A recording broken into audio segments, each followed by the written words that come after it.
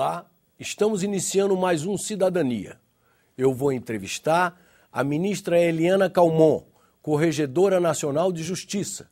E o tema da nossa entrevista será o Poder Judiciário Brasileiro. Ministra Eliana, muito obrigado por ter atendido o nosso convite.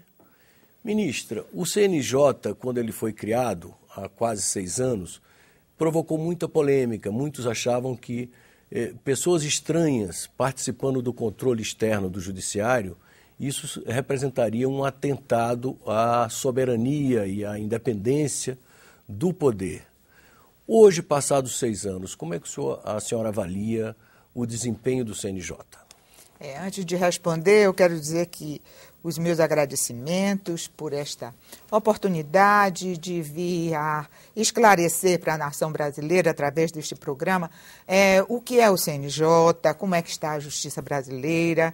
É um tema que, para mim, é apaixonante, porque justiça significa que nós estamos falando de cidadania, nós estamos falando de brasileiros que batem as portas da justiça a todo dia e, muitas vezes, a toda hora. Então, é um assunto que interessa a todos. Respondendo à pergunta, eu tenho a dizer o seguinte: o Poder Judiciário sempre foi muito cioso da sua independência, como tem de ser. Um juiz que não esteja na sua plenitude de independência não merece a confiabilidade dos cidadãos, que deposita nas mãos dele a solução para seus grandes problemas econômicos, problemas familiares. Então, é necessário que o juiz seja independente. Nós acabávamos de sair de um regime de ditadura, né? Um regime de exceção, regime militar. Toda a nação tinha as suas desconfianças. Quando se falou em fazer um controle externo da magistratura, nós ficamos preocupadíssimos, inclusive eu própria, com a interferência política dentro dos tribunais. Então, isso foi a primeira coisa que aconteceu. Mas, com a evolução, nós fomos chegando a um consenso. Era preciso que houvesse uma melhora do Poder Judiciário. Porque o que aconteceu foi que a Constituição de 88, ela foi uma Constituição moderníssima, trouxe para a nação direitos modernos de terceira geração, houve uma ideia de coletividade pela primeira vez, também a fragilidade de grupos que até então não eram destacados pela sociedade começou a prevalecer a partir da Constituição de 88. E tudo isso demandava um judiciário moderno, um judiciário que estivesse aberto para estas políticas sociais modernas. E o Poder Judiciário, pela Constituição de 88, e isso muito culpa nossa, nós magistrados, que fomos ao Congresso fazendo um lobby muito corporativo na Constituição de 88. Então, o Poder Judiciário ele se delineou de uma forma muito tímida. O legislador constitucional deu independência econômica, financeira e administrativa aos tribunais, mas, ao mesmo tempo, deixou aqui ranços que são eu digo, 2 séculos, ainda da era napoleônica. Então, o formato do judiciário ainda ficou um formato muito antigo, um formato napoleônico, onde os magistrados eram servidores do imperador. Então, eles serviam ao Estado, não à cidadania. Mas a Constituição de 88 já exigia uma outra postura do Poder Judiciário. E que postura? A postura de servir aos cidadãos da nação brasileira. Aí, houve a necessidade de se apressar esta reforma. E de 88, quando foi promulgada a Constituição, até a reforma a emenda constitucional 45, que fez a reforma do Judiciário, que é de 2004, muito pouca coisa evoluiu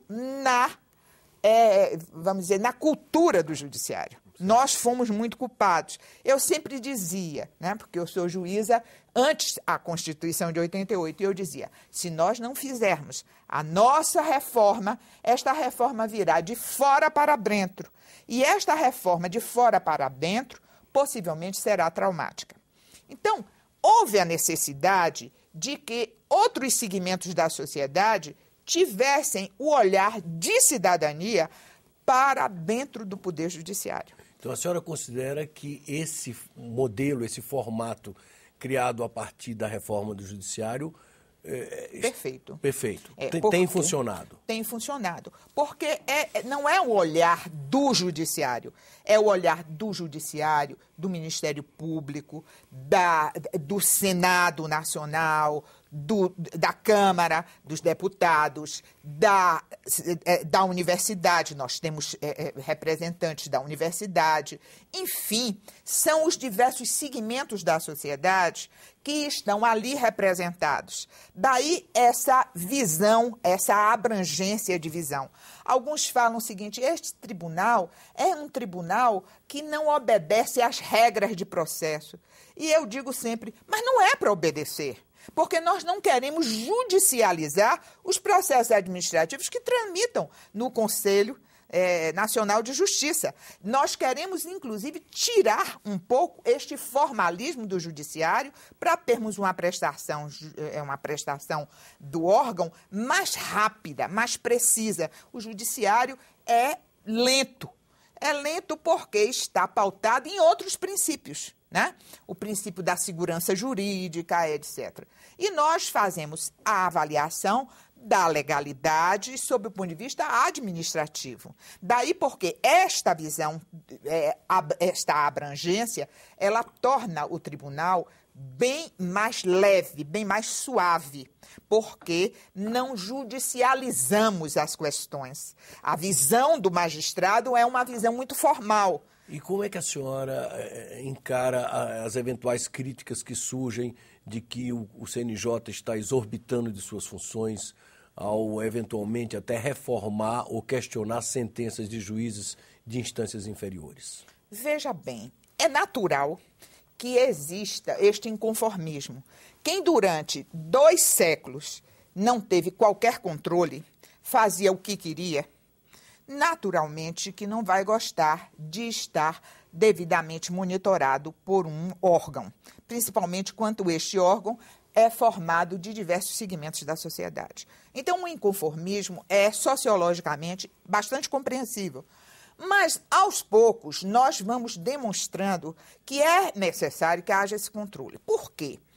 Quando o CNJ chegou, encontrou um poder judiciário absolutamente esfacelado, sob o ponto de vista administrativo. E por quê? Porque nós temos 27 tribunais de justiça, fora a Justiça do Trabalho, a Justiça Militar, a Justiça Federal. Ao todo, são 92 tribunais. Mas, dos tribunais de justiça locais, eu vou me ater aos tribunais de justiça, que são os mais comuns para os cidadãos. 27 tribunais que eram absolutamente ilhas isoladas. Eles tinham uma administração absolutamente pessoal, porque eles administravam de acordo com a sua cultura, com o seu critério. Então, aplicavam as verbas, tinha a questão de pessoal, tudo como bem entendiam. E até a informática, quando chegou de uma forma muito específica para cada tribunal, de maneira que um tribunal não se comunicava com o outro. Ora, nós temos uma lei de responsabilidade fiscal, que é uma lei federal única para todos. Nós temos uma LDO, que é única para todos. Temos de cumprir, não é, as regras e os princípios da lei de orçamento. E ainda as regras em relação aos servidores públicos, que também são regras federais. E com a aplicação absolutamente diferente em cada tribunal. Para dar um exemplo dessas distorções, quando o CNJ chegou ao Tribunal de Justiça da Bahia, que é a minha terra, o que é que encontrou? Encontrou dentro do tribunal 5 regimes jurídicos diferentes para servidores, de tal forma que servidores tinham gratificações diferentes, com remuneração diferente, fazendo o mesmo trabalho. Porque cada desembargador que chegava para administrar criava uma espécie de gratificação, colocava meia dúzia de apaniguados e quando saía, ficava lá.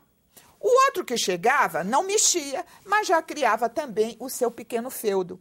E desta forma, nós encontramos uma coisa sui generis, porque a coisa começou a ficar tão preocupante, tão difícil de ser monitorada com tantos regimes para serem administrados, que aí eles criaram uma autarquia só para administrar a administração da justiça, onde fugia esta autarquia a todo o controle do Poder Judiciário, porque não obedecia a teto, não obedecia àquelas regras, né, que o Judiciário estava acometido.